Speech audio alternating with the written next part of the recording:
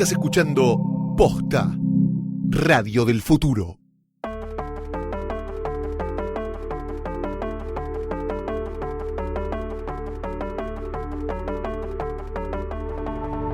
Bastardos, enanos, wargos, bienvenides a un nuevo episodio de Jodor, el podcast de Game of Thrones de Posta.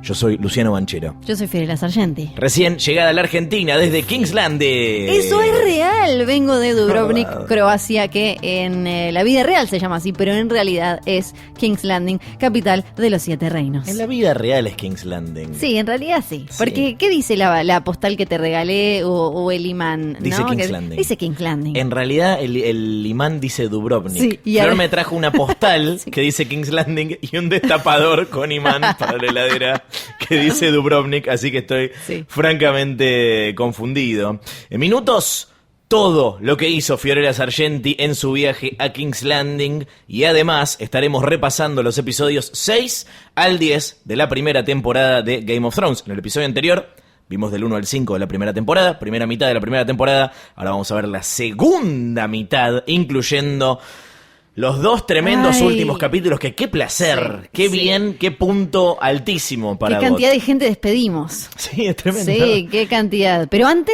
antes te queremos invitar a que los veas con nosotros, a que vos también vuelvas a ver Game of Thrones, o tal vez, ¿por qué no?, lo veas por primera vez. ¿Y dónde lo podés hacer? En Cablevisión Flow, que es la mejor manera de ponerte al día antes de ver la temporada final de Game of Thrones. Cierto que eso está pasando. Si ya sos cliente HBO Premium, tenés todas las temporadas completas de Game of Thrones listas para verlas por primera vez o volver a verlas cuando vos quieras. Y atención, porque si no sos cliente HBO Premium, tenemos una gran noticia para vos. Con solo tener Cablevisión Flow ya podés disfrutar sin cargo las 2 primeras temporadas de Game of Thrones, las que estamos viendo ahora. Estas. Hasta el 13 de abril, o sea, un día antes del estreno de la nueva temporada, podés ver las 2 temporadas, las 2 primeras temporadas de GOT, tengas HBO o no, solo con tener Cablevisión Flow, así que metete ya a verlas. Si no conoces Cablevisión Flow, escuchame un segundito. Te cuento que es un servicio de Cablevisión que te permite ver desde cualquier dispositivo de la tele en vivo. Además, todos los contenidos on demand de Flow también están disponibles en el canal 1 de Cablevisión HD. ¿Todavía no tenés Cablevisión Flow? ¡Qué mal! Si sos cliente de Cablevisión HD, descarga la app sin cargo. Ahí tenés la posibilidad de usar la app de Flow gratis. Y si tenés Cablevisión clásico o digital, podés disfrutar de un mes de prueba sin cargo. Sin cargo significa gratis. Gracias a Cablevisión Flow por acompañarnos en esta temporada de Jodor. Ahora sí, Flor, ¿por qué te fuiste a Croacia? ¿Por qué te fuiste a Dubrovnik? ¿Por qué te fuiste a King's Landing? ¿Por qué te fuiste? Bueno, resulta que HBO Latinoamérica decidió hacer algo especial para esta última temporada, la temporada final. Entonces armaron un grupo con algunos especialistas de la región, y yo, que caí de casualidad. Sí. Entonces armaron este grupo que se llama GOT Watch y eligieron a 3 mexicanos, 2 brasileros y Fiorella Sargenti. Y después se acuchillaron y todo eso, Sí, ¿no? todo eso. Okay. Yo representaba a Casa Argentina, los mexicanos Casa México, Brasil, Casa Brasil.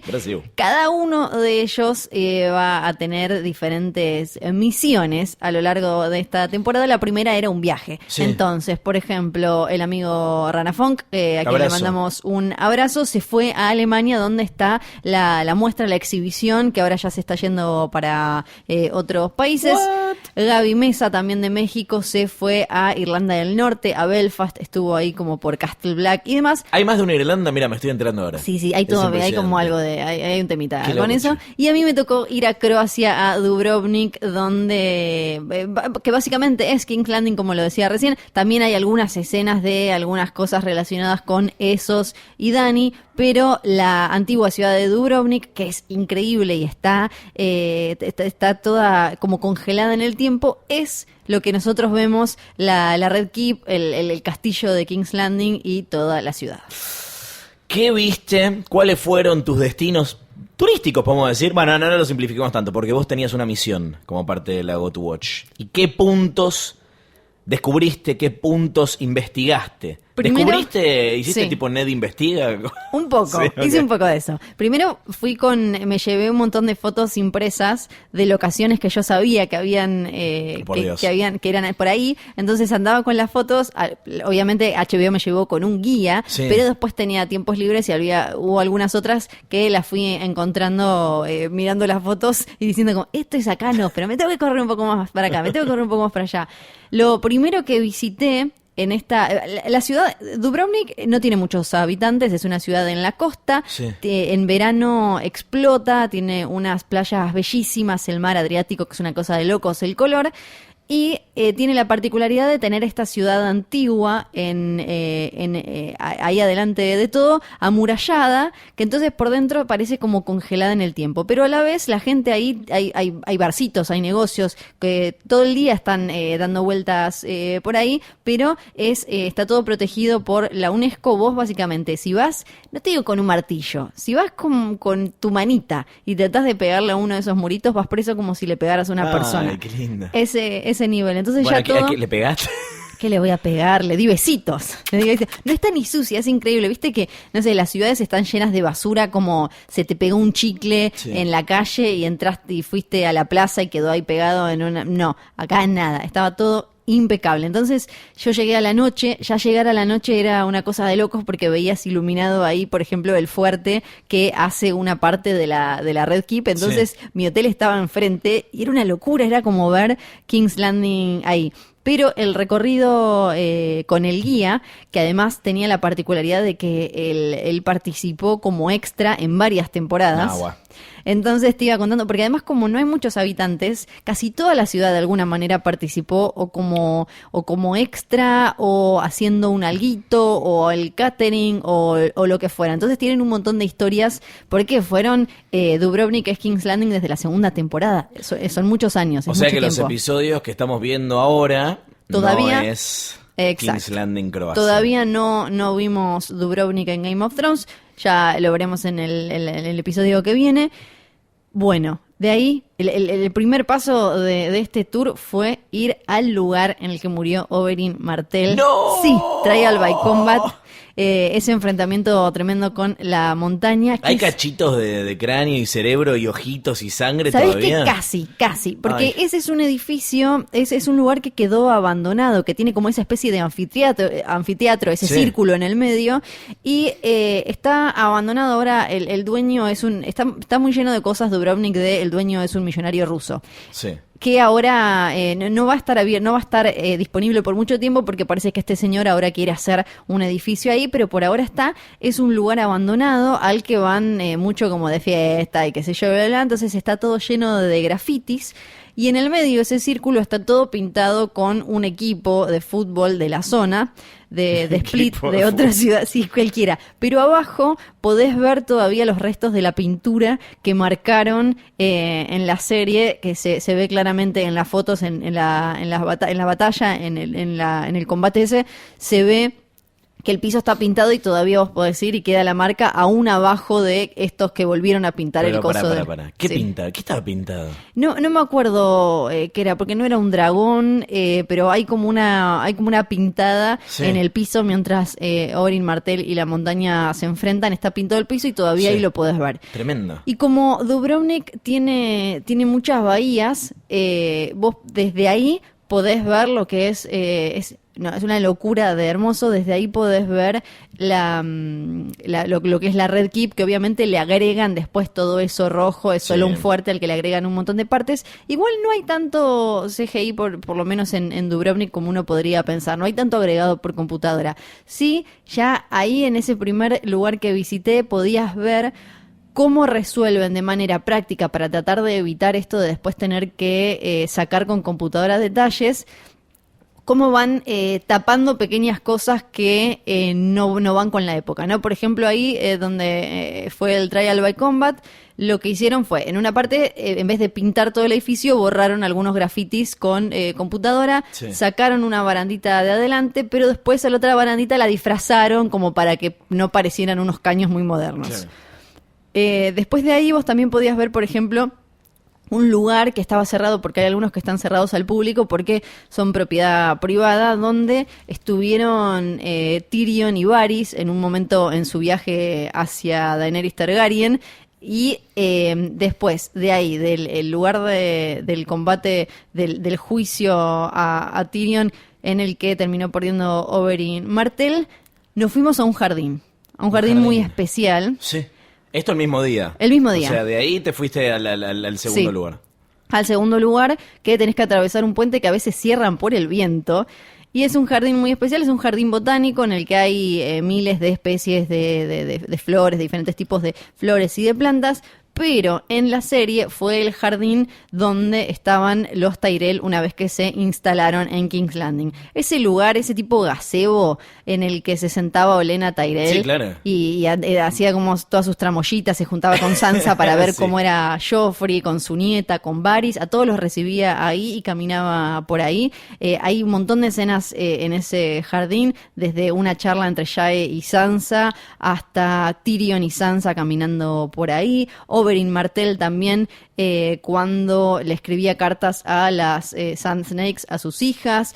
Otra, en ese mismo lugar, pero un poco por otro lado, se reunió Dontos con Sansa cuando le da el collarcito, ese famoso collarcito. Un montón de momentos, todo en el mismo lugar, en ese jardín, que es muy gracioso porque tiene como unos dioses romanos puestos en una... Sí. que también lo tapan. Claro, eso, directamente. lo tapan y hacen parecer como que no Acá no hay tenemos nada. otros dioses. Exactamente, hubiera quedado medio raro. Y de ahí se veía, pero no podíamos acceder porque eso también era propiedad privada, el lugar que era como el lugar en el que rezaba Sansa durante su cautiverio, sí, en King's Landing también. Y estaba bastante, era muy simpático porque en ese lugar, ese jardín, la gente va a casarse y hace muchos casamientos temáticos de Game of Thrones. Obvio, porque con 2 giladitas lo podés disfrazar y parece que estás posta a posta en una parte de la Red Keep. Otro lugar bellísimo al que fui, que queda no muy lejos de ahí, es ese espacio que encontró Bronn, en el que hacía, si no me acuerdo mal, la chanchada con la mujer de otro señor, para entrenar a Jaime Lannister cuando él perdió su mano y tenía que volver a aprender a usar una espada, pero ahora con este pequeño detalle. Loquísimo ese lugar, rarísimo, es como una especie de mini canchita de piedra pegada al mar, hermosa también, y vos podés ir ahí tranquilo, y ahí me acordaba... ¿No hay lugares que estén cerrados al público? O sea, ¿vos recorriste lugares que son públicos o también recorriste lugares que no todo el mundo puede meterse? Mira, el jardín creo que tenés que pagar una entrada o algo así. Ajá, estos otros, sí, Trial by Combat. Y el lugar del entrenamiento de Bronn y Jaime podés acceder. Y ahí me acordé de las fotos. ¿Te acordás cuando vivían posteando Pedro Pascal y todos posteaban fotos como en la playa, mojados, que vos veías a Loras Tyrell, a Cersei, con Brienne, con Oberyn Martell, todos como re amiguis, sí, en la playa y demás? Bueno, todo eso era ahí. Una vez que estabas ahí decías, claro, acá se venían de joda los de GOT. Y sí, porque estaban haciendo una escena ahí nomás, se daban vuelta y tenían ese lugar espectacular, increíble, porque aparte esa era la época en la que iban a grabar a Dubrovnik en verano, sí, entonces todo explotaba, era una belleza. Y el guía contaba cosas como, por ejemplo, parece que tenían, había un traje, el traje clásico de Oberyn Martell que más le vimos, era el único y era de una seda muy particular. Cebado, después de terminar una escena, se tira Pedro Pascal al agua y ni se puso a pensar que el traje se tenía que secar y que el traje era de una tela que no podía secar así nomás, que entonces tuvieron que ir los de vestuario. Igual todos dicen que era un tipo súper piola, súper amoroso, hablaban re bien de él. ¿Alguien les caía mal de los que...? No puedo decir. No puedo decir nada. No puedo decir ¿Con nada. qué letra empieza? No ¿Con qué puedo letra decir. empieza? No, pero sí te das cuenta que toda la ciudad... ¿De qué color es su pelo? Toda la ciudad estaba súper, obviamente, relacionada, vinculada y entusiasmada con tener este vínculo. No solo lo explotan bastante, pero además porque llevan con mucho orgullo no solo la belleza natural de su ciudad, sino esto de que tienen tan impecable toda esta fortaleza fortaleza, porque de ahí nos fuimos a lo que es la Red Keep, lo que vemos nosotros de los movimientos adentro del castillo y demás, y ahí es donde ya empezás directamente, cada esquina es una escena, al punto ridículo, escenas, algo muy interesante es, primero, estás entrando, bajás por una escalerita, entras a la ciudad antigua, bajás por una escalerita y de golpe te encontrás con lo que sería Blackwater Bay, en la bahía de Aguas Negras. Aguas Negras. Y está ese muellecito en el que vimos un montón de escenas como Jae hablando con Sansa hablando con Littlefinger y demás. Mirás un poquito más para allá y está la puertita en la que asesinan a uno de los bastardos de Robert Baratheon, que creo que lo vamos a ver ahora en los primeros capítulos de la segunda, que son esas puertitas que dan como al agua, y empezás a subir, son más de 200 escalones, no hay otra forma de subir a lo que es la Red Keep. Lo que contaba el guía es que la regla era algo que se usa en los rodajes en general, pero más con los técnicos. Acá aplicaba hasta a los actores, nadie podía bajar o subir con las manos vacías, porque como era era una escalerita antiquísima con más de 200 escalones. Entonces dice que vos veías de golpe a Peter Dinklage subiendo una caja de lentes para las cámaras y todas cosas así. Cuando subís de golpe, con lo primero que te cruzás es desde una puerta que en realidad es un baño de la que sale Littlefinger en un momento, hasta un lugar en el que hay un pozo que es el que aparece, porque ese es el lugar en el que Cersei y Littlefinger tienen también de la segunda temporada, la ya legendaria charla de conocimiento es poder, no, el poder es poder. Sí. Esa misma que es ahí. Que lo humilla y que humilla a los guardias y demás. Eso sucede ahí. Y te empezás a mover por ahí y tenés desde donde Tyrion le da el cachetazo a Joffrey después de el bardo cuando se va Marcelita. Subís y está, porque aparte después empezás a ver todos los truquitos de espejar algo o hacer que algo parezca más largo o darlo, y entonces ahí ves como un lugar que en realidad es un pasillo, lo convirtieron y vos lo ves en la escena y parece un establo donde The Hound rescata a Sansa después de esos riots, después de esos desmanes de el pueblo cuando se va Myrcella, ahí matan al High Septon si no me acuerdo mal y demás. Subís y ahí tenés también un montón de escenas más. Está el lugar en el que hacen el torneo por el name de Joffrey y un montón de cositas así. Y de ahí, mira, ves para enfrente de la bahía que está súper cerca, donde también usaron, para un montón de temporadas, hicieron un montón de escenas. Y lo que contaban es que como eso es un lugar en el que la gente pasa, vive y todo, tenían que liberarlo por algunos minutos durante el día. Sí. Y lo que se dieron cuenta en un momento es que la gente se iba poniendo cada vez más astuta para sacar tipo el teléfono con el selfie stick, con no sé qué, y terminar sacando una foto o un video que terminaba filtrando una escena. Entonces lo que empezaron a tomar un montón de recaudos. Uno de ellos es que cuando estaban haciendo una escena enfrente tenían que cerrar también el otro fuerte para que la gente que estaba caminando por ese fuerte no espiara y pusiera como un super zoom y viera qué es lo que estaba pasando enfrente. Por ejemplo, ahí enfrente también, pero para el otro lado, está un lugar que es como un descampadito en el que hicieron la Purple Wedding cuando muere Joffrey. Eso dicen que fue súper difícil de tapar porque como es un lugar al descubierto tuvieron que poner como toda una carpa para que no se supiera lo que estaba pasando. O, por ejemplo, cuando como lo que es la Red Keep queda en un lugar que da a una calle muy transitada, cuando bajaban los actores, lo que tenían que hacer era como una especie de muro como los romanos con los escudos, pero con paraguas para taparlos y que no se vieran. Pero lo que pasaba es que cuando tocaba que una escena con The Mountain, todos sabían que era The Mountain porque era gigante. Y a los extras lo que hacían, lo que todavía lo que hicieron hasta en la última temporada, era, si eran caballeros, por ejemplo, taparlos con una manta, porque cuando el guía que me tocó había sido de la Queensguard, de Cersei. Eso era súper spoiler, porque nosotros no sabíamos ni que Cersei iba a ser reina, ni que iba a tener su propia Queensguard. Era como un nuevo diseño y todo. Entonces, todas esas pequeñas cosas, porque lo que le fue pasando es que cada vez la gente se ponía más super pilla para poder robar una fotito, una cosita. ¿Qué andan los locales, los dubrovnikenses que viven ahí y que tienen que convivir un rato del año? Bueno, ahora ya no, me imagino que lo van a extrañar o no. ¿Cómo conviven con eso, por un lado? Y por otro lado, con los turistas que, como vos, ¡tarán!, van a sacar fotos y demás. Es medio una locura, tienen un montón de locales que están dedicados íntegramente a Game of Thrones. Y en los lugares incluso de souvenirs, hasta en el aeropuerto, encontrás una tienda que vende todo de Game of Thrones.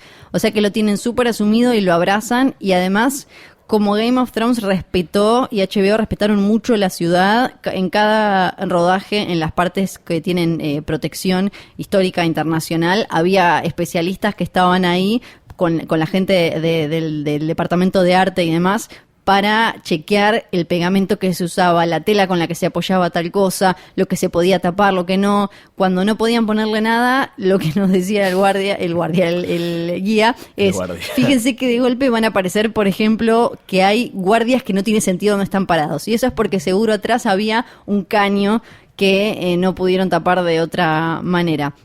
Entonces la ciudad, yo creo que le tiene un cariño enorme a Game of Thrones y que incluso lo sienten como, no como algo que opaca su historia, sino que le ayuda a promocionarla.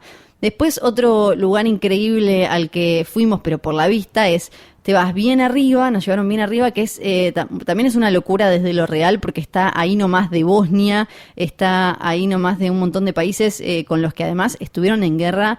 Esto es en la ex Yugoslavia, estuvieron en guerra hasta el 91, o sea, y hay un lugar en el que todavía tienen lugares destrozados y están los nombres lo que recuerdan a los caídos. Y ese espacio, ese caminito, sirvió como la King's Road varias veces. Lo que nos decía el guía es que como no podían usarlo de día, falseaban el día a la noche. Entonces ahí podemos ver, por ejemplo, a Tyrion con Bronn recibiendo a Oberyn Martell, sí, a Jaime despidiendo a Brienne con Pod. Todo eso lo hicieron ahí en el mismo lugar, que tiene además una vista increíble para abajo. Es una locura de hermoso. ¿Hiciste el Walk of Shame? ¿Caminaste como Cersei? Bueno, pero vestida y sin que te tiren caca. Eso estuvo, pero una locura, porque Dubrovnik vive del turismo desde antes de Game of Thrones. Ahora está lleno, nos dijo, no sé, eran como 200 personas haciendo tours diarios más de una vez relacionados con la serie. Pero como yo fui fuera de temporada, lo que en verano es tipo Mar del Plata y está lleno de gente, o es como ir al Cristo en Río, no te puedes sacar una foto sin que aparezcan 800 personas, no había nadie. Entonces me saqué foto con campana, me saqué foto con bajando, subiendo, y ahí también lo que ves es como los detalles, porque lo que sí no existe es el gran septo de Baelor. Eso no existe, es todo agregado. No hay un edificio que haga del septo. Entonces la escalera la ves igual, tal cual. El otro lado para el que ella baja está tal cual. Obvio que lo que no encaja es para dónde se supone que está la Red Keep y para dónde ella camina y demás. Sí. Pero la escalera es igual. Eso te da mucha impresión. Es increíble. ¿Fuiste con la campanita? ¿Te dieron una campana ahí o la llevaste? Me dieron campanita parecía. Es más difícil de lo que parece, darle a la campanita. Sí, y después entre otras cositas simpáticas que nos contó el guía, hay otro lugar que es el Palacio del Rector, donde hay una escalera que se usó cuando Dany va a pedirle ayuda en Qarth, si no me equivoco, al rey de las especias. Y se ve atrás hay una estatua de un tipo. Esa es la única estatua de un tipo real que aparece en Game of Thrones, porque es un señor que cuando en un gran incendio en el que Dubrovnik había quedado devastado, él puso toda su fortuna para recomponer la ciudad. Entonces, cuando le contaron a Weiss y a Benioff esto de lo que había hecho el tipo, dijeron, ¿saben qué? No lo tapemos, dejémoslo. Entonces se ve ahí cuando Dany está reclamando que le presten guita para armar barcos y todo ese bardo. Hablando de Dany, otro lugar al que fui es de The House of the Undying, que en realidad... ¿Está ahí también? Sí, también está ahí, en las murallitas de Dubrovnik. El edificio ese es una locura. Es una locura. Lo que pasa es que obviamente lo único que es real, ahí sí está más agregado, es como el murito con el que ella, con que parece que le está hablando y que le dice como "Where are my dragons" y todo eso. Sí. Eso es real. Me saqué una foto, creo que quedó bastante parecida. ¿Dónde están los Fui buscando ¿Dónde están los dragones? Sí, exactamente. Eso está ahí, podés sacarte la foto, la misma foto que como la ves a Dani ahí gritándole, y después caminando ahí por la muralla de la ciudad antigua de Dubrovnik también tenés como un montón de mini charlas y momentos que aparecen en la serie.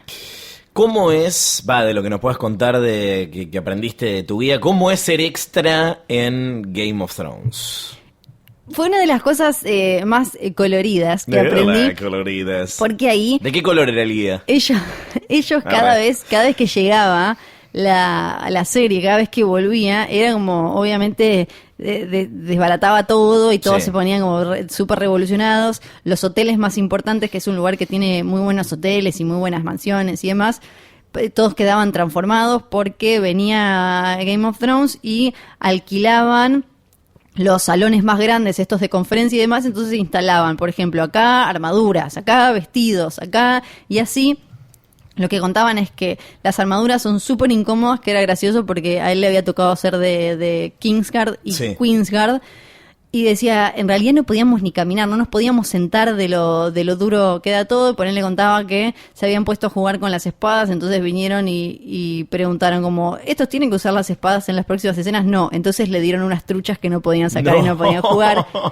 Y después cosas como, porque él estaba en contacto con también los que hacen el tour en Irlanda, donde tuvieron batallas en las que murió un montón de gente, y contaban que si vos te morís como extra en la serie, después tienen gente que mira el episodio, se fija tu cara y te tachan de una lista y no podés volver a aparecer. ¿Cómo que no podés volver? Sí, no podés volver.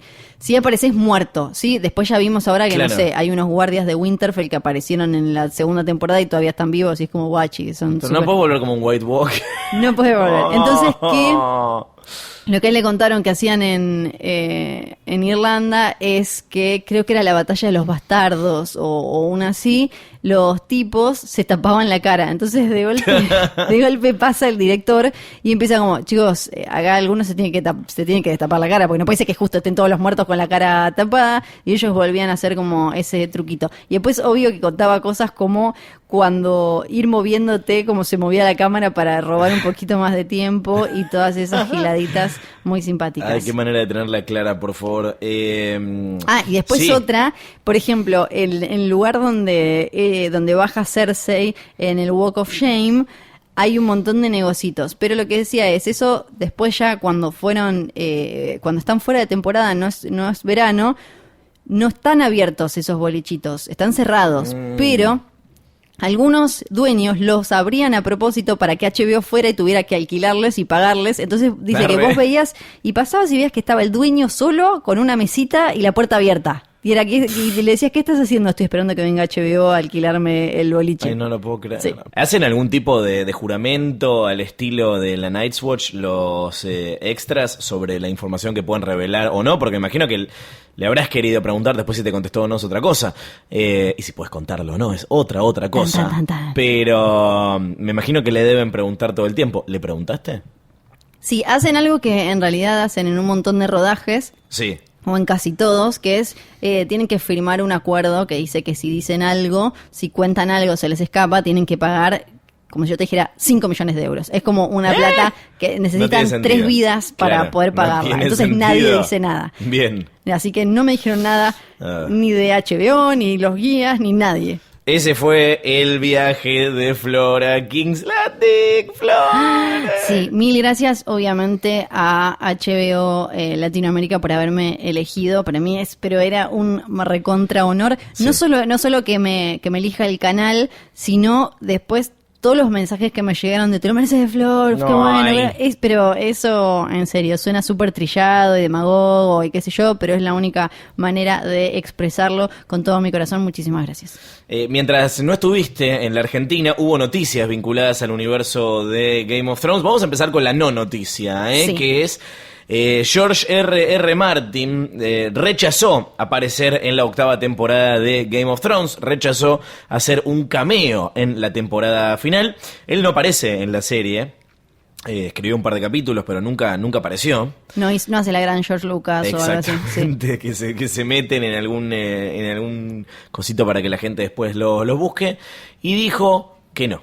Esto está dedicado a la gente que le dice gordo, ponete a laburar y claro, deja de distraerte. Y también para romperle el corazón a los que pensaban que iba a haber algo al final, medio como Sam empieza a escribir la canción de Hielo y Fuego y después lo vemos en el futuro y se transforma y es Jorgito. Aparentemente tampoco. Parece que Benioff y Weiss lo habían invitado a hacer un cameo en uno de los episodios finales. Dice que la idea lo tentó, pero le pareció que solo por hacer un cameo no podía tomarse el tiempo para volver a Belfast. O sea que el cameo iba a ser en Irlanda del Norte. También dijo que sí filmó un cameo en la primera temporada, en el piloto del que hablamos en el episodio anterior, que después se volvió a filmar, así que eso no apareció. Era un invitado en la boda de Dany. Ay, mirá. En la boda Dothraki. Sí.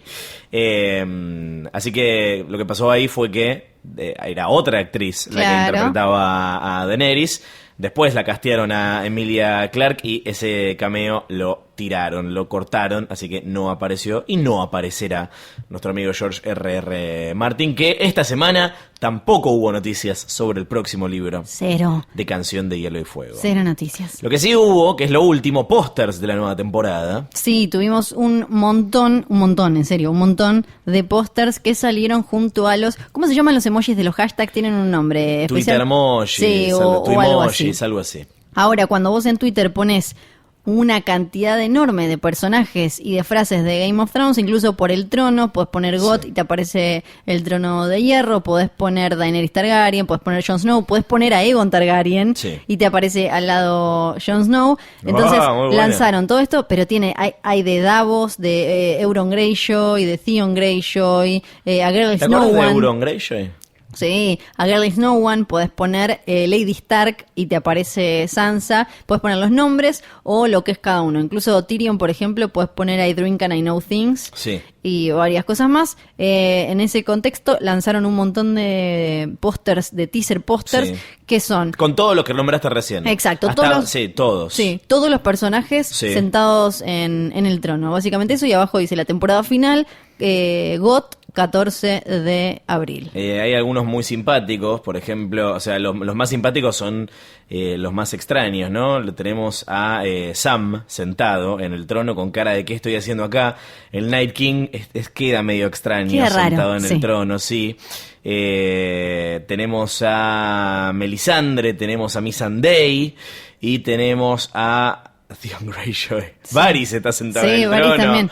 Está The Hound. Bueno, nada, están todos sentados los personajes principales que van a estar en la 8ª temporada de Game of Thrones. Y vimos un nuevo teaser, ¿no? Que se estrenó en los Oscar. En realidad es un video con nuevo material de todos los estrenos que tiene HBO para este 2019, incluye algunos segundos más de Watchmen, por ejemplo, y hay 6 segundos más de la nueva temporada de Game of Thrones, donde vemos la aparición de los dragones sobrevolando un campo de batalla que es Winterfell, ¿no? Sí. Nos da la impresión. Sí, están llegando a Winterfell y vemos a los Unsullied abrigaditos, tienen como unos cuellitos, pegar un cuellito de polar o algo de eso. Arriba pareciera ser dragón. Por suerte las bolas no van a tener frío. No, muy bien, muy pillo. Y la vemos a Arya, que es obviamente lo mejor de esos 6 segundos, a Arya Stark reaccionando a la llegada de los dragones a Winterfell. Detrás de ella hay un montón de locales aterrados, agarrándose, abrazándose con cara de horror, y ella sonriendo porque, si hacemos un poco de memoria, ella siempre se sintió algo fascinada por los dragones. Cuando habla en uno de sus intercambios con Tywin Lannister, ella le dice que admira a las hermanas esposas de Aegon, a Rhaenys y a Visenya, que ellas eran luchadoras que volaban sobre dragones. Lo vimos ahora en la primera temporada, cuando está abajo en tipo las catacumbas de la Red Keep con los cráneos, las cabezas gigantes de los dragones, y está chocha. Y en el libro ella cuenta, en el libro dice algo así como que sentía que las cabezas de dragones la estaban como sintiendo a ella. Sí. O sea que va a ser interesante ahí ver, bueno, a Arya le emocionan los dragones, se siente como fascinada por eso. ¿Eso se extenderá a Dany? ¿Cómo será el vínculo entre Arya? Porque hablamos de lo que parece que va a ser un conflicto entre Sansa y Dany, ya con el primer adelanto de Winterfell es suyo, reina, tipo Shade. Sí. Y ahora se suma que quizás Arya no tiene tanta mala onda con Dany. Vamos a ver qué pasa. Para esto falta. Mientras tanto, ¿qué hacemos? ¿Qué le decimos al dios de la muerte? Not today. No. ¿Qué le decimos al dios del rewatch? Hoy sí. Vamos a volver a ver los capítulos 6 al 10 de la primera temporada de Game of Thrones.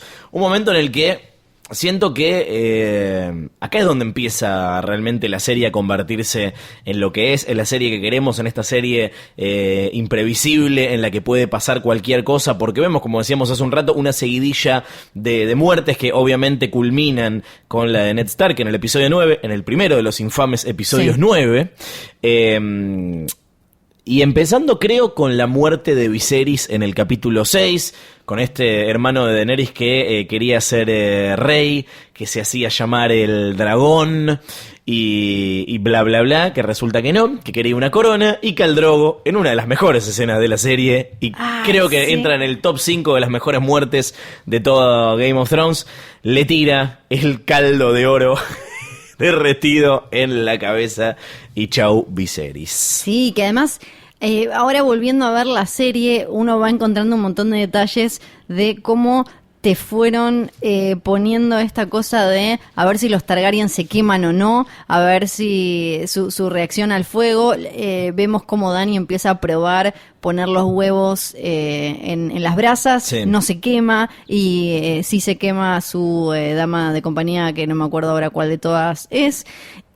Y empiezan a marcar estas cosas, ¿no? Como ella claramente no tiene ese problema, y a Viserys ya lo vimos que cuando le tiran cera caliente de vela, dice como auchi, entonces ya decís como foreshadowing. Claro, acá algo va a pasar con esto, y finalmente sucede, le da a Khal Drogo una corona a Viserys, pero no es la que él esperaba.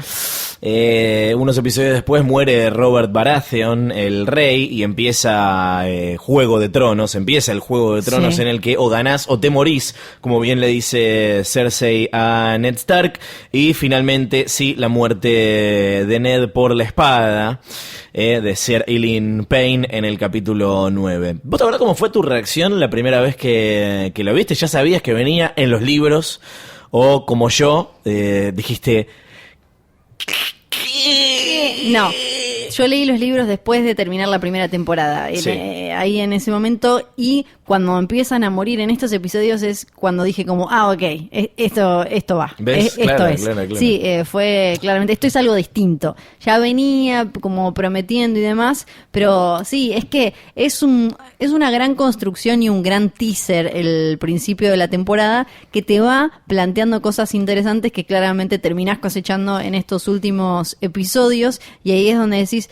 Pero no solo como este pedo que tenemos ahora quizás de quiero que se mueran todos, que me sorprendan todo el tiempo matando gente, sino a mí lo que más me gusta es como... Recordemos algo, que es que esto ya pasaba en la década del 90, cuando estaban saliendo las novelas. Esta cosa de las series de matar compulsivamente personajes, que por nombrar otra, pasa mucho en The Walking Dead. Sí. Es claramente heredera de no solo de Game of Thrones, sino de Canción de Hielo y Fuego, sí. Sí, exactamente. A mí lo que me gusta es esto de un relato súper pensado y entrelazado y demás, que creo que es lo que se nota. Y una muerte que obviamente es la que dispara todo, no solo, no tanto la de Ned, sino la de Robert Baratheon, que ahora en Fire and Blood, en el último libro, en Fuego y Sangre, ves estas estrategias que se usaban de, ok, la quedó el rey. Sí. ¿Quién es el que está cerca? ¿Quién es el que está en la habitación? ¿O quién es el que puede controlar quién entra y quién sale? ¿Quién se entera que murió el rey? Algo que acá en la primera temporada claramente lo usa Cersei. Es también uno de los disparadores de la danza de dragones de la guerra civil entre Targaryens, que terminó bastante arruinando a la familia, cuando en ese momento murió el rey Viserys, porque ahí tenés todo. O sea, una vez que la queda el rey, es el que mejor se organiza y el que mejor maneja la información. Y ahí algo que me parece súper interesante es ver cómo en esta primera temporada las mujeres son las que ponen en marcha la acción, las que las disparan. Si bien Cersei, tanto Cersei como Kat, no planean nada, porque si vos te fijas bien, en realidad Cersei Lannister lo que hace es reaccionar al bardo. Una vez que ella como que se venía bancando, ¿no? A Robert, a esto, que a diferencia de... Muy estoicamente, sí. Claro, que a diferencia de en el libro, acá en la serie te ponen como que ella le metió ovario, le metió onda al principio para quererlo y tener un matrimonio, después no funcionó. Pero ella no es la que planea todo como me lo quiero sacar al gordo encima, sino como que fue aprovechando el caos y el momento. Lo que terminamos viendo es que en realidad es Varys y un poco para mí en segundo nivel Littlefinger los que van manejando la acción. Pero ahí las que toman las riendas de este caos que se desata son Kat y Cersei, y ahí lo tenemos a Ned reaccionando como puede. Pobre Ned, que además acá tenemos su investigación en CSI King's Landing, y es maravilloso cómo todo se empieza a deshacer, porque la gran revelación de que Joffrey no es hijo de Robert Baratheon, sino de Jaime Lannister, todo se empieza a deshacer porque Ned se aviva de que es rubio. Es el primer rubio. Estos son rubios. De la familia. Sí, me mata eso de que... El tema de que no se sabía sobre los cromosomas, ¿no? Evidentemente. Me fascina eso, pero que viene de los libros, como de, bueno, ok, acá no hay test de ADN, entonces todo lo que vale son los pelos. Sí. En los libros aparece un montón como la descripción del rubio exacto y la diferencia entre un rubio Targaryen y un rubio Lannister, y los ojos y el color de ojos. Esto también pasó en la danza de dragones con los hijos de Rhaenyra, que tenían el pelo negro y no deberían tener el pelo negro porque eran hijos de Targaryen y Velaryon. Entonces, ¿por qué tenían los pelos negros? Y automáticamente eras como hijo de otro. Entonces, no encaja tu pelo. Algo que me gusta mucho de volver a ver esto es que podemos ver a Hodor nuevamente. Este podcast está bautizado en su honor. Sí, literalmente full. Así que podemos hacer como una especie de Hodor Watch, en la cual vamos viendo qué es lo que ocurre con Hodor episodio a episodio. Y en este episodio en esta tanda de capítulos no hay grandes revelaciones más allá de qué es lo que lleva, qué es lo que carga Hodor entre sus piernas. Pues uno lo ve así todo grandote y parece que también era grandote de ahí abajo. Algo que en su momento dijeron que era una prótesis, ¿no? No es el miembro del actor y DJ que interpreta a Hodor, que le mandamos un besito abrazo grande. Sí. Y otra cosa que me parece muy maravillosa de estos episodios, algo que comentábamos en el capítulo anterior de Hodor, es que es muy hablada, esta parte es muy dialogada, y esta temporada, este comienzo de la serie es muy charlado, y no hay tanto foco en la acción, algo que a medida que le fue yendo mejor a la serie, le fueron aumentando el presupuesto y empezaron a aparecer estas grandes batallas, como el capítulo de Watchers on the Wall y el capítulo de la batalla de los bastardos. Acá no te muestran ninguna batalla, pero te lo cuentan de una manera muy piola, que es vía desmayo de Tyrion, que está por salir a pelear después de ese hermoso discurso a la gente del Valle. Le pegan en la cabeza, le pasan por encima y queda desmayado. Cuando se despierta, la batalla ya pasó. Sí, algo que para armar un drinking game en la primera temporada, en la que no vemos batallas, es cada vez que alguien le dice a alguien, vamos a hablar cuando vuelva. Sí, corte a ese personaje muere. Sí, y cada vez que alguien le pica el seso a alguien.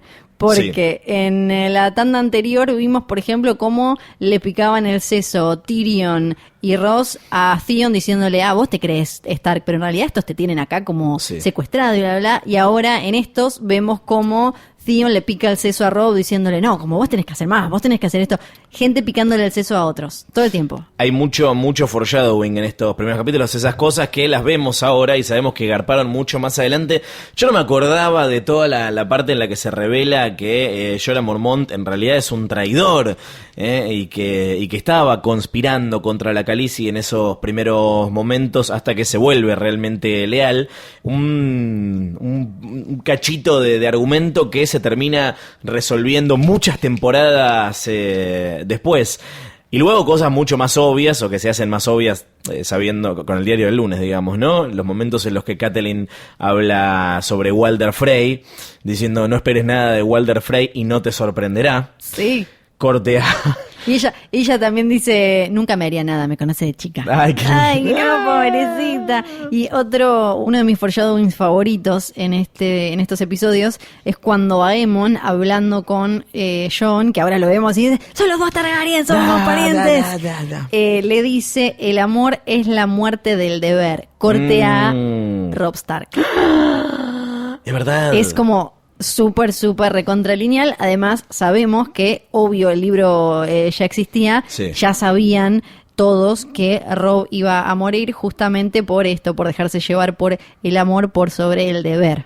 Hay muchas frases de esas, como cuando, bueno, la conocemos a Shay, algo que le dice Tyrion a ella es, nadie te va a lastimar mientras seas mía. ¿Qué pasa cuando deja de ser de Tyrion? Bueno...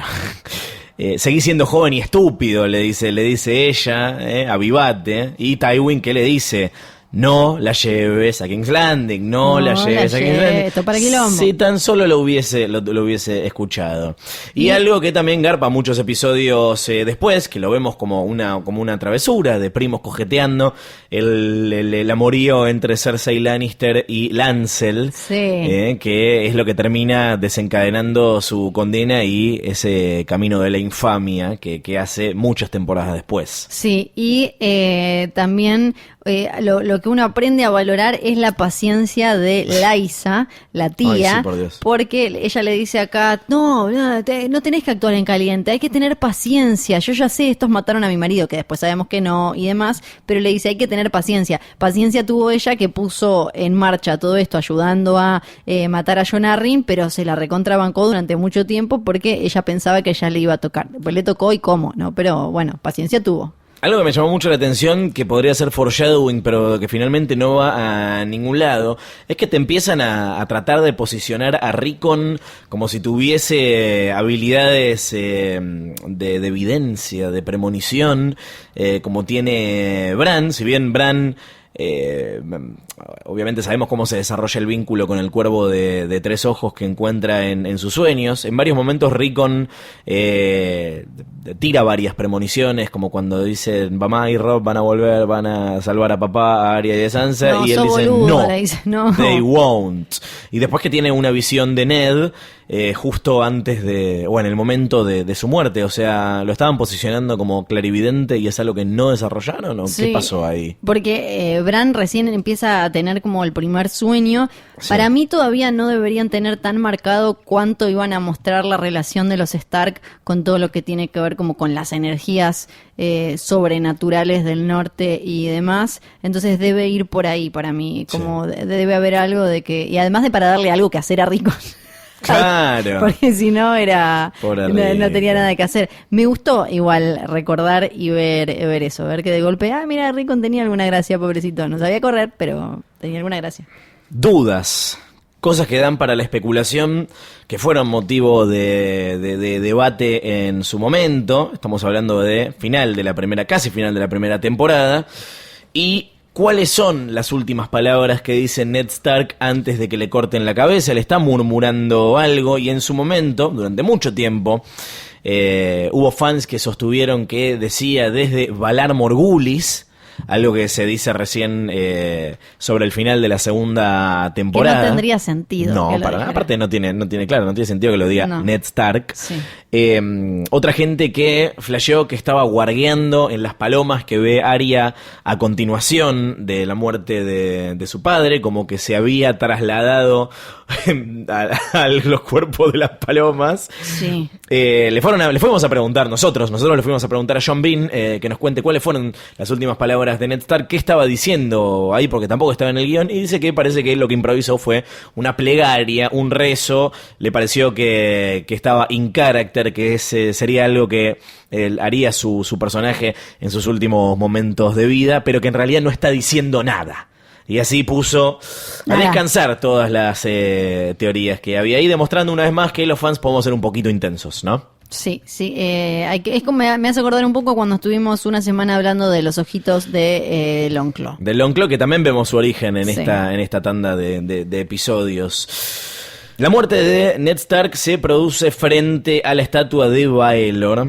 ¿Quién es Baelor? ¿No? Un personaje de la mitología de Game of Thrones, de la mitología Westerosi, de la mitología de King's Landing, que acá cobra especial importancia porque es la única palabra que dice Ned Stark para señalar que Arya estaba ahí y que tienen que ir a rescatarla. ¿Quién era Baelor? Básicamente era un Targaryen loquito de Dios, en este caso de los 7 dioses. Era un Targaryen que la había limado con eso, lo apodaban el Santo y el Bien Amado. Llegó a, como quería ser como todo súper ultra puro, para que sus hermanas no lo tentaran, las llegó a encerrar. Entonces los Targaryen siempre tuvieron una relación muy difícil con la iglesia, con la fe de los 7, porque en realidad ellos venían de Valyria, no creían en nada, se acomodaron a la fe de los 7 porque era la que predominaba en Westeros y la necesitaban, pero en realidad ellos incluso tenían costumbres que iban en contra de la fe de los 7, como esto de poder casarse entre hermanos. Hubo un montón de momentos de guerras, de milicia religiosa que se alzó contra ellos, pero la arreglaron diciendo que, metiendo lo que se llamó excepcionalismo. Esto es, los Targaryen se pueden trincar entre hermanos porque ellos son distintos, vienen de Valyria, tienen otra sangre, otra cosa. Entonces no es que acá es un viva la Pepe, cualquiera puede hacer lo que quiere, son solo estos los que lo pueden hacer. Entonces ahí estuvo como un poco más tranquila la cosa, pero siempre fue una relación súper tensa. Baelor fue claramente el que tuvo el vínculo mucho más directo y pegado, y por eso es que lo recuerdan de esta manera. Hablando de Targaryens y de reyes, en estos episodios nos enteramos de que el viejo Aemon de la Night's Watch es en realidad Aemon Targaryen, que nos cuenta que le fue ofrecido el trono de hierro en un momento, pero él no lo aceptó. Lo que no cuenta es por qué. No, en realidad es algo que ahora que salió Fire and Blood lo vemos más claramente. A veces a los Targaryen les sobraban hijos, les sobraban descendientes. A veces estaban más complicados y no encontraban un heredero, o tenían muy mala suerte y los herederos se iban muriendo, y de golpe es como, hay un montón de gente más o menos con el mismo posible reclamo a la corona. Aemon fue el tercer hijo del rey Maekar I. Entonces ahí ya tenías 2 antes que él que iban a tener su descendencia. Obviamente tuvieron muchos quilombos, hablamos recién hace un rato de la danza de los dragones y demás, entonces cada vez que esto pasaba era un lío. Y como podemos ver en Fire and Blood con los hijos de, por ejemplo, Alysanne y Jaehaerys, cuando tenían muchos hijos empezaban a ver qué hacer, sobre todo con los que podían llegar a reclamar el trono. Entonces era como, bueno, a este lo mandamos a que se haga religioso, a este lo mandamos a que se haga maestre, a este lo mandamos a casarse con tal, y él decidió después irse a hacer el juramento de la Night's Watch porque tenía miedo de que lo usaran en un posible ataque a su hermano, porque claro, está esta cosa que la vemos también en Game of Thrones o en los libros de Canción y de Fuego más. Si vos agarrabas a un heredero que más o menos te convenía, tratabas de empujarlo para que llegara al trono. Él quería evitar eso, entonces se fue así a pertenecer a la Guardia de la Noche. Hablando de gente que no llega al trono, algo que me surgió, que creo que es algo que se dialoga en esta parte de la temporada, es ¿por qué es Robert Baratheon el rey y no Tywin Lannister después de la rebelión contra el Rey Loco? Porque en realidad hay como una lógica, no es que lo hicieron tan al azar. Esto de, bueno, cualquiera, no sé, el que pega más fuerte. El que se sube primero al trono, porque a veces te lo plantean así, el que llegue primero al trono gana. Claro, esto no fue así. Sí. Él obviamente le buscaron como la vuelta para que pueda terminar siendo él. Entonces, como él tenía sangre Targaryen bastante directa, era la familia que podía hacer como el reclamo más fuerte. Incluso ahora también, vuelvo a Fire and Blood, se comprueba que los Baratheon en realidad salieron de un Targaryen bastardo. Entonces es lo más parecido a sangre de dragón que habían dando vueltas por ahí. Bien. Y finalmente, con lo que tiene que ver con los Baratheon, algo que igual vamos a ver más desarrollado en la segunda temporada, cuando cobra prominencia sobre todo Stannis Baratheon. Robert en un momento dice: nunca amé a mis hermanos. ¿Qué tipo de relación tenía Robert con Renly y con Stannis? Esto no sé, no recuerdo que se desarrolle demasiado, más que esto de que no tenían nada en común y además como crecieron separados. Y Robert creció y tenía como mentor a Jon Arryn, y tuvo siempre al lado durante esos años claves de crecimiento a Ned Stark. Por eso es que tiene un vínculo mucho más fuerte que con sus hermanos, que además viéndolos ya con lo que nos muestra la serie, no tienen nada en común. Uno es como un bodoque de cemento súper apegado a las reglas, las normas y qué sé yo, y el otro es un tilingo. Uh-huh. Y me voy directamente a la escena final de la temporada, que tiene que ver con Daenerys Targaryen y sus dragones. Sí. Dani sabe lo que está haciendo en ese ritual con fuego del final, en el que quema el cuerpo de Khal Drogo, como lo indica la tradición Dothraki, quema a Mirri Mazdur y pone a sus huevitos de dragón a cocinarse, y ella ingresa a las llamas. ¿Sabe qué es lo que está haciendo en ese momento? ¿Sabe cuál va a ser el resultado de ese ritual? Esto lo llegó a explicar. Sí, lo llegó a explicar George R.R. Martin un par de veces, igual a veces con algunas incongruencias, y eso porque tiene que ver también con esto de si los Targaryen se enferman, se queman o no se queman y demás. Muchas veces mucha gente trató de hacer que nazcan dragones, de que vuelva a haber dragones. Ya mencionamos en temporadas anteriores de Hodor, la tragedia de Summerhold, por ejemplo, y esta cosa de tratar de hacer que con fuego y algo de magia vuelvan los dragones a esa tierra. Para mí, para vos, por lo que yo entiendo, era una mezcla la de Dani entre saber que tenía que hacer un sacrificio, pero había mucho como de ella, que la vemos en toda esta temporada, como encontrando una cosa más primitiva que le va diciendo qué hacer y le va despertando como su sangre Targaryen. Entonces, yo no sé si ella sabía exactamente lo que estaba haciendo y que se iba a despertar con dragones. Creo que algo medio instintivo la llevó a hacer eso, y creo que eso es lo que quiere que pensemos la serie, por lo menos. Terminamos la primera temporada, vimos 10 episodios, por suerte falta mucho todavía. ¿Es tu final de temporada favorito? No es mi final de temporada favorito. Mío tampoco. Mío tampoco. Pero no quiero que me digas todavía cuál es. Rankea bastante alto. No dijimos que el episodio final de la temporada se llama justamente Fire and Blood, como es el verdad, libro, claro. ¿no? Bueno, como el lema de la casa Exacto. Targaryen. ¿Es la mejor temporada? Como unidad de episodios, digamos. Yo creo que es muy redonda, no creo que sea perfecta, me parece que en un montón de cosas se fueron encontrando con el tono, pero lo cierto es que arranca como con mucha confianza, ¿no? Esto que decíamos en el episodio anterior, de que con tantos lugares para mostrar, tantos personajes para presentar, tanta mitología previa para introducir, está bastante bien contado. No sé si es la mejor temporada de todas, pero sin dudas te puedo decir que ahora que ya empezamos a ver algunos capítulos de la segunda, la 1 es superior a la 2 para mí. Sí. Para mí. Como que pierde un poco el rumbo tras la muerte de Ned Stark hasta que se acomoda. Claro, porque se convierte en algo muy coral, sí. Ya tan sin un eje. Pero para mí lo que tiene la primera es que es muy una primera parte de algo. Entonces sí.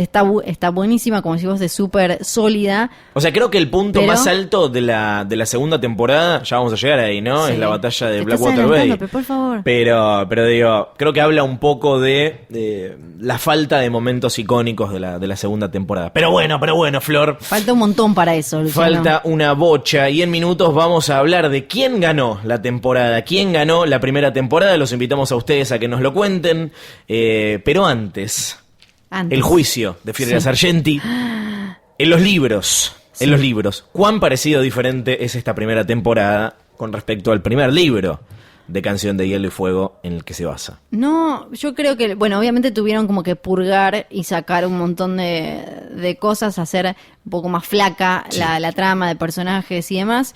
Creo que quizás el cambio más importante, o el que yo siempre recordé más, es bancar un poco todo lo que tiene que ver con lo sobrenatural y con la relación de, por ejemplo, de Bran y eso, que se va desarrollando como un poco de manera un poco más lenta en la serie, pero sobre todo para mí lo que tiene que ver con Ned y su recuerdo de la muerte de Lyanna Stark, de su hermana, que ya te marca desde un principio en el primer libro, para mí, con mucha más fuerza, que ahí hay un secreto. Que creo que en la serie empiezan a mencionarla ya desde el primer episodio, a Lyanna y lo de Robert, sí. y Rhaegar y demás, pero no te aparece de manera súper concisa como, sí. Che, acá hay un misterio, sino claro. Como, ahí hay una historia interesante. O sea, no había manera de poder deducir leyendo el primer libro que uno de los personajes en el libro sí, en la serie no. Claro. En los libros él se acuerda lo de Promise Me Ned, se acuerda el olor a sangre que sí. había y demás, entonces ya ahí te da la pauta de acá hay un misterio, acá va a haber algo que después va a terminar garpando, hay como una mentira o algo. En la serie es como hay un puterío, puede ser como acá que hubo algún bardo ahí, pero terminás pensando que es el disparador de la rebelión de Robert y no mucho más. En cambio en los libros te queda más claro como, acá todavía no sabemos todo. Y antes de pasar a los mails, es momento de decir adiós a los personajes que despedimos en esta primera temporada. Por supuesto a Ned Stark, la muerte más choqueante de esta temporada 1. A Robert Baratheon, asesinado, víctima de un complot, pero también por un jabalí. A Khal Drogo, pobrecito, que murió, estuvo muerto en vida, también. Ay, qué mal la pasó. A Mirri Maz-Dur. Qué tremenda venganza, sí, tremenda sí. venganza. A Viserys Targaryen. ¿A Syrio Forel? Yo creo que hay que soltarlo, sí, ¿no? Es como no lo vemos, pero chau. Simpático personaje, sí. Pero ya no está. Es el único personaje al que vemos morir fuera de acá, al que no vemos morir entonces, técnicamente. Exactamente. Y acepta a Mordain, pobrecita. La cabecita. Las cabecitas ahí, cuánta crueldad. Necesario, lo acepta, sí, no, muy complicado. ¿Me olvido de alguien? Acá esto es tipo los Oscar, Está Elton John cantando. A todo el pueblo oveja también violado, quemado, sí, por los Dothrakis. A cualquiera de los, al que le hacía la cama a Ned Stark, porque nosotros nos acordamos más de los que tenían nombre y cara, pero todos esos otros pobres boludos que fueron engañados. Al muchacho que hicieron caminar en pija, arrastrado por un caballo que le quiso envenenar el vino a Dany. Sí, también. Y al gordito que mata a Arya, que lo pincha. Sí, que lo pincha. Ay, también. No. Sí, a todos ellos un abrazo grande. Y al integrante de la Night's Watch que volvió como zombie zombi. Ahí en nuestra primera muestra de que la amenaza de los White Walkers está mucho más cerca de lo que esperábamos. Un poco parecido al tío Lucas, también ahora viéndolo de nuevo, al caballo que brindó su corazón para que se lo coma Dani. Ay, no. Sí, y para mí igual yo siempre voy a tener mi corazón con un top 3 de muertos, como dijiste vos, de muertes, está súper allá arriba, pero para mí de muertos de la primera temporada, Viserys Targaryen, que viendo ahora la serie me di cuenta que es un troll de Twitter que nunca fue amado. ¿Viste? Él es como eso, como denme bola. Esa es mi masculinidad y la quiero mostrar. Vos estás diciendo que si Viserys viviera hoy pediría release de Snyder Cut. Exactamente. Bien. Jodor@posta.fm es nuestro mail. Ahí todas las semanas los invitamos a participar, a elucubrar. No sé si teorías, pero sí a ver con otra mirada y analizar y cuestionarnos cosas sobre estos capítulos que amamos de las primeras temporadas de Game of Thrones. En esta ocasión les preguntamos quién les parece que ganó la primera temporada. Yo creo que es Daenerys Targaryen, me parece que es la que más crece en esta tanda de 10 episodios. Ponés cara de que no estás de acuerdo, Flor. No, sí, estaba pensando, porque ahora para los próximos episodios quiero ir haciendo un repaso de el camino del héroe de Dany y de Jon, a ver como qué lecciones fueron aprendiendo y demás. Y estaba pensando que sí, claramente es la que más avanzó. Sí. También diría igual Cersei Lannister. Cersei Lannister. Se sacó de encima al marido, sí. ¿no? Es como le resta que el hermano, que también es como su Garticín, está atrapado en otro lado. Lo que pasa es que todavía no está full power como la vemos en los últimos episodios, porque todavía tiene a su padre, ¿no? O sea, el poder real lo ejerce Tywin Lannister y sí, esto que mencionas. Pero ya pasa... Y Joffrey que la humilla bastante. Sí, o sea, no sí, tal cual. Ya lo vamos a ver. Bien, ¿quién ganó la temporada? A ver, tenemos a Matías que... dice, queridos Jodores, no recuerdo si ya se habló esto en el podcast, pero una conversación que siempre tengo con mis amigos goteros es que este personaje es nombrado varias veces y parece seguir vivo. Se refiere a Howland Reed. Es muy tarde que aparezca en las últimas temporadas para salvar las papas. Abrazo de Lannister, Matías. Howland Reed. Howland Reed, lo mencionamos en temporadas anteriores de Hodor, es técnicamente el único que queda vivo que vio cómo se fue Ned de la Tower of Joy, o sea que sabe que de ahí Ned se fue con un bebé, es quien está guardando el secreto. Sí. Lo vimos durante 3 microsegundos en la sexta temporada, en la escena de la Tower of Joy. Yo no creo, no sé la verdad si lo van a volver a poner, porque ahora con el recurso de que tenemos a Bran que lo ve todo y a Sam que leyó el libro que decía que Lyanna y Rhaegar se habían casado, no sé si necesitamos que reaparezca Howland Reed, sobre todo porque los hijos ya fueron y todo, ¿no? Y además es reintroducir un personaje que la verdad que la gente no lo recuerda. No lo recuerda porque creo que ni siquiera lo mencionaron con el nombre cuando era joven ahí en esa escena de la Tower of Joy. Así que la verdad es que igual sí es un personaje clave, solo que la serie eligió no darle tanta bola. A ver, tenemos a Marcelo, que dice: hola Flor y Lolo, los saludos de la bahía Setúbal, región húmeda del Imperio Socialista Santafesina. Antes que todo, quiero agradecer, muchas gracias. Ahora bien, haciendo un balance de la primera temporada, pienso casi que en orden de aparición, los White Walkers, balance positivo, empezaron a traer a los mortales para que pisen el palito. Los Stark, me toco el huevo izquierdo, volvieron a perder al jefe de la casa por una trampa, boludo. Robb tiene suerte de principiante, parece acomodarse como líder de una buena venganza. Es cierto, lo vamos a hablar en el próximo episodio. Arrancan ganando los Stark. Sí, claro. Lo que hace más terrible como termina todo. 10 puntos para Gryffindor. Dany gana tanto como pierde, se casa, se embaraza, lidera un Khalasar, enviuda, aborta. Los muchachos la miran de reojo. Al final obviamente termina 3 dragones arriba y con los Dothraki a favor. 15 para Hufflepuff. Por último, creo que de manera obvia, diagnostico que la familia Lannister fue la amplia ganadora de esta temporada y puntualmente creo que el más beneficiado de todo este quilombo que arrancó en el asesinato de Jon Arryn es alguien que creo que no apareció en ningún episodio hasta ahora, Tywin Lannister. Más allá de aquello de el rey caga la mano limpia, es claramente el que maneja la pelota en la familia, por lo menos para ahora. 50 puntos para Slytherin. Y es el que aparece destripando justamente un ciervo a lo muy representativo de los Baratheon. Tremendo. Tenemos a Georgina que dice, antes que nada quiero agradecer, gracias. Ahora sí puede ser polémica mi decisión, pero tengo mis razones. Creo que Daenerys es la gran ganadora de la primera temporada porque más allá de perder a su esposo y su bebé, se encontró con ella misma. Dice, en la fogata del final de temporada nace la Dani que conocemos y que te guste o no tiene todo el aguante. Además de 3 dragones perfectos para su reclamo, ella entra al fuego sin estar segura cuánto daño podía hacerle. Fue un acto total de fe en ella misma y a su instinto. Mira lo que hablábamos recién. No solo nace como una nueva Dani polenta con toda la personalidad que le puede entrar en su 1.5 metros de estatura, sino que vuelve realidad las leyendas con sus 3 dragones, un comienzo que no puede ser más perfecto para lo que viene en las próximas temporadas y para su camino como heredera al trono. Yo creo que Daenerys Targaryen no va a heredar el trono, pero bueno. No, Alejandro Brizuela dice, hola Lucho y Flopa, Hola. Para mí la gran ganadora por lejos es Cersei de la casa de los Lannister. Un besito para Guido. Paso a detallar motivos. Bien. Se garcha el hermano, está todo así como escrito con mucha delicadeza. Sí. Se carga la lobita de la hasta ahora estúpida y sensual Sansa.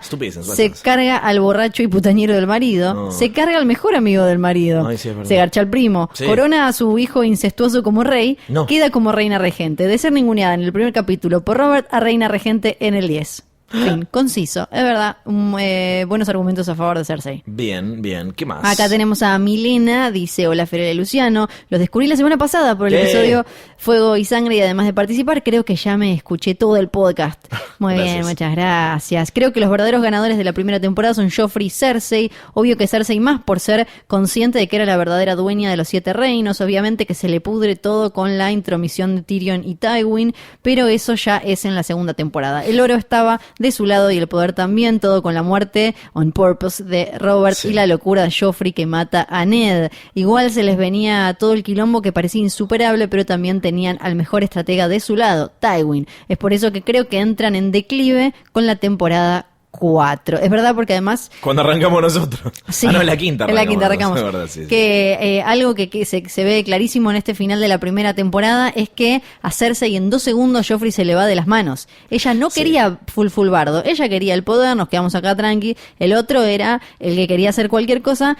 Otro foreshadowing es que Joffrey le plantea lo que terminan haciendo con los Stark, que ella le dice, los norteños nunca van a aceptar a alguien que no sea del norte, y es lo que terminan haciendo después con la Red Wedding y los Bolton. Damián nos manda los Hodor Awards, Terana temporada 1, dice, los nominados a ganador de la primera temporada son Daenerys por su papel en chica de hogar, rompeme el culo pero no los huevos. Rob por su papel en No fleches mi corazón todavía. Jon por su papel en No seré feliz, pero tengo guarguito.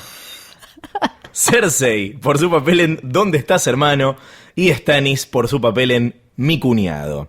Y el ganador es Robb Stark por haber renunciado a los clanes del norte, vencer en varias batallas a los Lannister, capturar a Don Jaime y todavía no haberse mandado ninguna cagada. Recibe el premio corriendo en línea recta, Rickon Stark. Mejor tema musical para Ned Stark por una cabeza, letra de la yegua de Gregor Clegane. Mejor guión para Varys, la araña. Mención honorífica para Mirri Mazdur, que con poca presencia en pantalla logra perpetrar su venganza jugándola de calladita al mejor estilo Cersei, cargándose al Cal y desarmando el clan. Es verdad lo que dice de Mirri. Acá escribe Pablo, Flor, Chu y Loren. Con respecto a la consigna semanal, mi ganador... Me había esta hermosa costumbre en la que intentan deformarnos los nombres. Mi ganador es polémico porque hasta no volver a ver la primera temporada la odiaba. Solo con recordar su nombre, unas ganas locas de abofetearlo se apoderaban de mí. Sí. Le tenía el mismo odio que a Yanola. Se trata del señor Robb Stark. Sí, ese que se mandó el cagadón con el viejo Frey, ese que hizo que la quedaran su mamá, su pareja y la bendición que estaba en camino, en el horno. No. Ese mismo, durante mucho tiempo pensé que era el Stark más boludo, sí, más que Rickon corriendo en línea recta, pero al volver al inicio veo que al flaco lo dejan a cargo de toda una familia del norte y la mar en coche cuando papá Ned se va con el rey Robert. No conforme con eso, le decapitan al viejo y él tiene que optar entre hacer frente a todos e ir a la guerra o arrodillarse ante el bobina de Joffrey, y elige la primera opción. El chabón va a la guerra sin tener mucha idea de nada, no solo gana batallas, sino que captura a Jaime. Ningún boludo resultó el buen Robb. Así que por todo esto y por haberme cerrado la boca, declaro ganador de la primera temporada el primogénito de los Stark. Sin más, me despido saludándolos a ambos y agradeciéndoles por el mejor podcast de todo vuestros. Muchas gracias, Pablo Clegane. ¿Qué más? Mail de Walter. Hola Walter, Fiorella y Frey, Luciano, sí. nos dice. Mi nombre es Walter de General Rodríguez. Primero quería hacer notar que releyendo el primer libro encontré estos pasajes pequeños que transcribo a continuación. Muy largos, A ver qué dice. pero sospechosos, que me hacen pensar que Hodor sabía para dónde iba su destino. De hecho, son todos post-atentado a Bran. Es que es lo que se viene de ahí en más. Es probable que de chico no entendiese lo que le ocurrió, pero de acá empezase a atar cabos, y a partir de este evento, a partir de ahí empezó a tener un comportamiento raro y temer a la oscuridad y tumbas. Déjà vu. Sí. No creo que sea casual que George pusiera estos párrafos ahí, más bien son como pequeñas señales de que algo está cocinando con Hodor. No son pistas súper evidentes, pero de ahí nos pasa algunos pasajes de Catelyn que dice, por ejemplo... los establos están casi vacíos, cualquiera podría esconderse de los mozos de cuadras, quizás Hodor lo viera. Se dice que últimamente se porta de manera muy rara, sí, pero con lo bobalicón que es. Hay un par de Bran también. Invernalia le pareció un lugar abandonado y muerto. Bran examinó los rostros de los que quedaban allí, mujeres, niños y ancianos, y Hodor, el enorme mozo de cuadras, tenía una expresión asustada en el rostro. Hodor, dijo con tristeza. Hodor, asintió Bran, preguntándose qué significaría aquello. Sí, estas son cosas que el tema de Hodor y Holdedor todavía no pasó en los libros. Claro. Vamos a ver cómo se desarrolla. Ahora bien, ay, es verdad, me había olvidado de eso. Claro, con respecto a quién fue el ganador de esta temporada, parece claro que Cersei logra llevar a todos a donde quiere y llevar a los Lannister al poder, así que voto por ella, seguida de Littlefinger, quien siempre parece salir bien parado, al menos en todas las primeras 6 temporadas. También le daría una mención especial a Jay, que apareció como la prostituta de un campamento sin baño ni ninguna comodidad y terminó en rumbo al palacio de King's Landing como la amante del hermano del rey. Así que claramente en esta temporada fue una ganadora en todo derecho. Un último detalle, el primer capítulo de esta temporada se llamó Winter is Coming, sí, 100% claro. Stark, y el último, igual que el libro que se acaba de publicar, Fire and Blood, o sea, Targaryen, las 2 casas de Jon. Es verdad, es cierto. Muy bien. No había reparado en ese detalle. Matías dice, mi opinión es que el gran ganador de la temporada, teniendo en cuenta cómo fue su final, es Ned Stark. Mira, lo que le pasó fue lo mejor, considerando que fue contra su voluntad a desembarco del rey. Cómo cayó en ese nido de ratas como un unicornio en una pesadilla de Wes Craven. El pobre no entendió nada en ningún momento y le hicieron bullying entre Meñique, Varys, Cersei. Creo que hasta el que cuida los establos era más pillo que él. Yo me sorprendí con su muerte la primera vez que lo vi como cualquiera, pero en el rewatch veo que está claro, el tipo deseaba morir y Joffrey le hizo el favor. No sé si lo deseaba, pero le dice a Varys que estaba preparado para morir. Y Varys le dice, ¿y tu familia? Claro. ¿Y tu familia? Sara, nuestra ganadora de la semana pasada, dice, amados Flor y Lolo, debo molestarlos. ¿Por qué? No puedo decirlo. Si es por los premios o solo por el placer de comunicarnos, no pueden saberlo. ¿Cuántos mails voy a mandarles? Todavía no lo decido. Pero puedo decirles algo. ¿Qué? Cada vez que escuche el viento, susurrará su nombre podcasteril. Hodor. Qué dilema decidir quién ganó la primera temporada de GOT, pero estoy en condiciones de afirmar que el verdadero ganador es Jon Arryn. Jon Arryn es el primer fiambre oficial. Claro. El primer fiambre oficial de ese pedacito de historia en el reino de Westeros, y podemos decir que en parte su asesinato generó todas las desgracias que van a ocurrir. ¿Por qué ganó en esta temporada entonces? Todo el caos se generó tras su muerte, pero supongamos si hagamos ficción de que trataban de matarlo y no lo lograban, o se percataban del veneno, o lo salvaban, o era un obsesivo con las teorías conspirativas de los Illuminati, y tenía un frasquito de antídoto con él todo el tiempo. Tras el atentado con su vida, así como estaba, se hubiese tomado el palo al nido de águilas. Sin mano del rey, Robert de todas maneras hubiese ido a buscar a Ned para que sea la nueva mano, y todo lo que pasó después efectivamente hubiese sucedido, con o sin la muerte de Jon. Entonces, viendo este panorama, la conclusión es simple. Jon Arryn, un señor ya entrado en años, si nos hacemos eco de que fue el Lord que acogió como pupilos a Ned y Robert cuando eran niños, es decir, tuvo una vida bastante larga para lo que pensamos son los estándares de salud y longevidad, aunque viven más de lo que podría pensarse con las condiciones de higiene y medicina que manejan. Tuvo 3 esposas en su haber, la última una pibita joven, sin entrar en el ni una menos de esa situación, cosa que supongo fue algo bueno para él, y que le dio un hijo al que le faltaron unas horas de horno, pero es heredero y perpetuará el apellido Arryn por lo menos una generación. Dudo seriamente que llegue adulto siendo tan salame. Es una de las pocas casas que todavía cuentan con herederos vivos. Sí, es verdad. Y parece que va a aparecer en próxima temporada. Para morir, probablemente. Jugó a ser rey interino de los 7 reinos por 17 años porque el gordo ladrón, Robert, no George, que es otro tipo de gordo ladrón, no hacía más que comer, tomar y fornicar, cosa que él mismo afirma con orgullo, y así todo el poder se concentraba en su mano haciendo juego con el título. Con todo esto podemos decir que Jon, y no Snow, tuvo una vida bastante complaciente, larga y prolífica, que hasta casi oportunamente tuvo que terminarla, aunque de forma obligatoria, justito, cuando se estaba por ir toda la mismísima canaleta con olor al universo de Game of Thrones. Caca, Valar Morghulis. Sara, que bien ganó la semana pasada el libro Fire and Blood. Rodrigo, buenas tardes, días o noches, Flor y Lolo, acá nuevamente participando. Después de haber pensado mucho, creo que el gran ganador de la primera temporada es Bronn. Paso a detallar mi argumento. Su paso por la primera temporada no va a ser algo sencillo, pero va a ser el inicio de un futuro maravilloso. Él era un simple mercenario tomándose una birrita a la posada de la encrucijada sin un futuro próspero, luchando literalmente cada día para ganarse el pan, arriesgando su vida en cada momento, y con la llegada de Tyrion, la cosa cambia. Es cierto que tuvo que pasar por un ataque de los clanes de la montaña, un combate singular y una guerra, pero es el precio a pagar por la gratitud de Tyrion, quien luego lo llevaría a una vida de más comodidad y lujos. En esta temporada fue donde formó las bases para su objetivo, el morir siendo un anciano en su propio castillo, que luego con el correr del tiempo empezaría a gestar a tal punto de haberlo casi logrado, siendo el Lord Stokeworth en Suena Campanita, los libros. Clink, clink, clink. Oportunista o no, como buen mercenario supo proyectar un futuro ante la mínima posibilidad de obtener riquezas, y lo logró con creces, además de ganarse la amistad de una de las personas más interesantes e inteligentes de los 7 reinos. Estos fueron mis argumentos. Saludos, Rodrigo. Bien, ¿quién más? Hay un montón. Aldana, Todo esto llegó a @jodor@posta.fm. Acá nos gustan los mails, que es lo más parecido a los cuervos que les podamos pedir. Aldana, hola Flor y Lulo. Para mí la ganadora de la temporada es Cersei. Ned, el cabeza de la familia que tanto le molestaba, muere a manos de Joffrey, y con esa se lleva la destrucción de la familia Stark. El marido murió, el hijo se quedó como rey, todos los problemas que tuvo durante la temporada fueron solucionados, y creo que es la que salió más ilesa de la primera temporada, sacando la parte de que el hermano amante fue secuestrado. Detalles. Tenemos a Romina, que dice: Flor y Lolo, escucho Jodor desde los inicios, es la primera vez que me atrevo a escribirles. Bien, me puse a estudiar cual Sam Tarly para participar de la review. Opino que The Big Winner de la primera temporada es alguien que, cuando se aburre en las reuniones y comitivas, se escapa a las torres para hacer la chanchada. Que pasó los últimos 15 años bancándose un señor machirulo, borracho, bastante bruto, y que encima no supera a la ex. Que a pesar de ser políticamente subestimada, aprendió y les tapó la boca a todes. Que aunque sean medio infumables, ama a sus hijos por sobre todas las cosas. Que tiene cierta atracción hacia el tinto.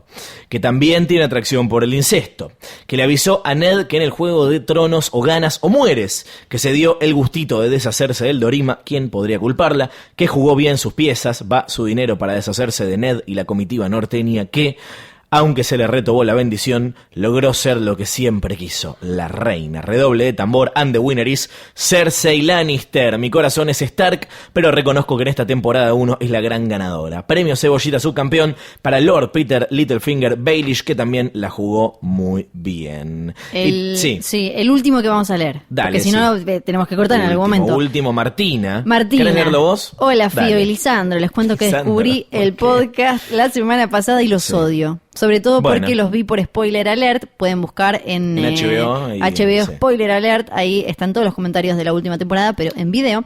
Y no sabía que lo verdaderamente bueno estaba acá. Acaban mis ganadores de la temporada 1. Nadie va a negar que todos lloramos mientras a Ned Stark le arrancaban la cabeza con sus 2 pobres niñas enfrente. Pero if you play the Game of Thrones, you win or you die. Así que los lobos son los grandes perdedores de la temporada contra los leones, que muy hábilmente se hicieron del apoyo del más astuto de Juego de Tronos, y bye Nerd. Nerd. Nerd. Me encanta. Nerd está bien. Sí, bien. Divino todo lo de King's Landing y sus peleas idiotas por quién se sienta en ese trono de espadas, pero cómo olvidar la Khaleesi del otro lado del mar angosto, sucia, hijo muerto en el medio y asesina de su marido, metiéndose como un niño que se mete por primera vez al mar a una hoguera y con fuego, y encima nacen dragones. Nadie le gana, y eso que no soy Team Targaryen.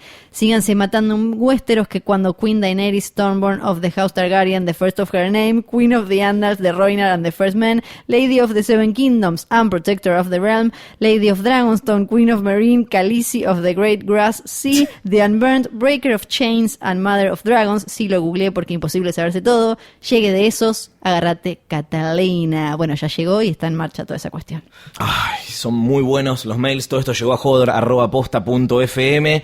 ¿Qué tenemos como premio hoy para quien gane, Flor? Tenemos un convito, hay remera y alguna que otra sorpresa cortesía de HBO. Hola, HBO. Hola, muchas gracias. Hola, los muchas queremos. Gracias. Yo tengo mi ganador. Yo también, vamos a decir a la cuenta de 3.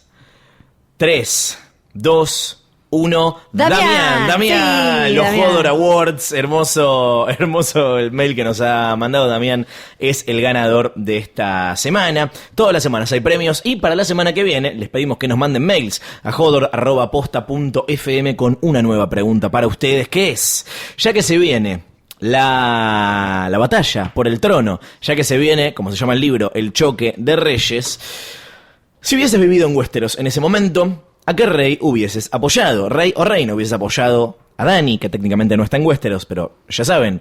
¿Hubiesen apoyado a Joffrey, el rey actual? ¿Hubiesen apoyado tal vez a, ¿quién te dice? A Balon Greyjoy. Ojo, Mira, ojo. Sí. A Stannis Baratheon, a Renly Renly. Baratheon. ¿Hubiesen apoyado a Robb Stark? ¿Y me estoy olvidando de alguien? ¿No? Seguramente sí. Ya están todos. Estoy Tienen tratando que, de cubrir todos los... Sí, tienen están todos. que argumentar. Sí, claro cuéntenos que por sí. qué, ¿Por que qué? el por qué es lo que los hace ganar. En el juego de Hodor ganan o se mueren. No, mentira, no se mueren. Pero bueno.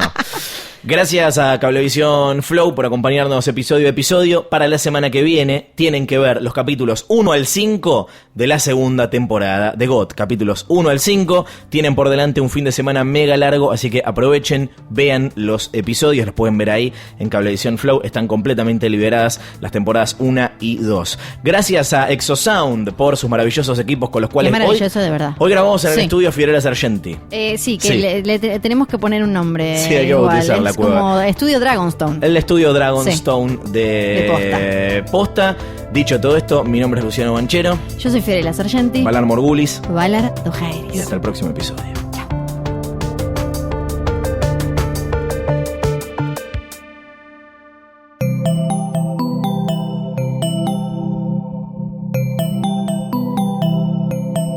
Estás escuchando Posta, Radio del Futuro.